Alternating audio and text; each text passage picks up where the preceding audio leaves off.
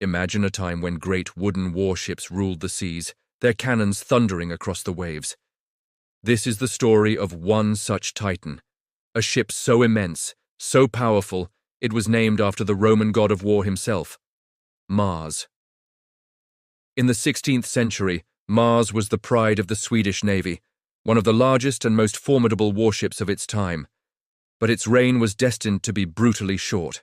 In 1564, the Northern 7 Years' War was raging. Sweden was locked in a bitter conflict with a coalition led by Denmark and the city of Lübeck.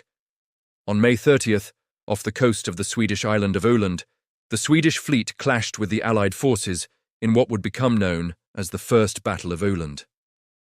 At the heart of the Swedish line was the mighty Mars, bristling with over 100 cannons and carrying a crew of nearly 1,000 men. The battle was ferocious. Mars found itself surrounded, pounded by cannonballs from multiple enemy ships.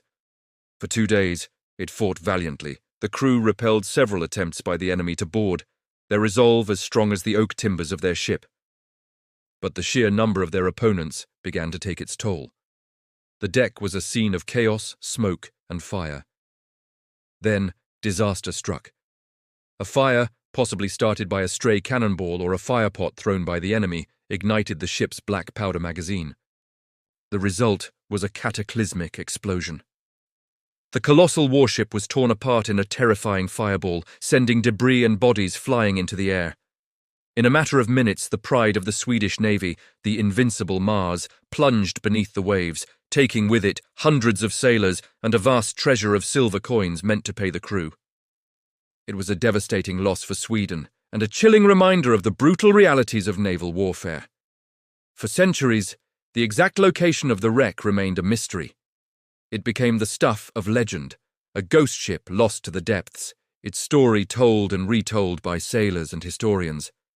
Many tried to find it, but the Baltic Sea is vast and deep, and the Mars guarded its secrets well. It seemed destined to be lost to time forever, a footnote in the annals of naval history. But then, in 2011, something incredible happened. A team of oceanographers and divers, after years of painstaking research and searching, finally located the wreck. There, lying on the seabed at a depth of 75 meters, was the Mars. What they found was simply astonishing. It wasn't just a pile of rotten timbers, it was a time capsule.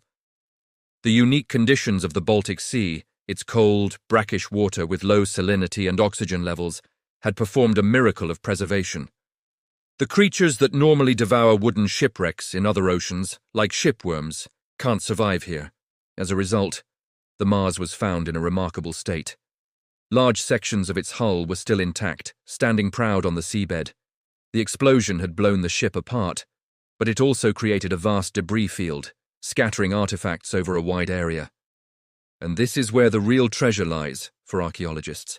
The divers discovered cannons, some still on their wooden gun carriages, bearing the royal crest of King Eric XIV. They found personal belongings of the crew, leather shoes, pottery, tools, offering a poignant glimpse into the daily lives of the men who served and died on this mighty vessel. Perhaps most famously, they found the ship's treasure. Thousands of silver coins, fused together by the intense heat of the explosion and the passage of time, were recovered from the wreck site. These weren't just lumps of metal, they were the wages that were never paid, a tangible link to the financial and political machinations of the 16th century. The discovery of the Mars wreck is considered one of the most significant underwater archaeological finds of all time. It's not just about the ship itself, but about what it represents. It's a snapshot of a pivotal moment in history, a perfectly preserved battlefield from the age of sail. The level of preservation allows researchers to study shipbuilding techniques, naval tactics, and the realities of life at sea in the 16th century in unprecedented detail. Unlike other wrecks that are raised from the sea, the decision was made to leave Mars on the seabed. Bringing it to the surface would be an enormously complex and expensive task, and could risk destroying the very thing that makes it so special, its pristine condition. Instead, it has become an underwater museum, accessible only to a select few researchers and documented through high-resolution 3D photogrammetry. These digital models are incredible. They allow scientists, and indeed all of us, to virtually dive the wreck. We can explore its decks, see the cannons where they fell, and appreciate the sheer scale of this floating fortress.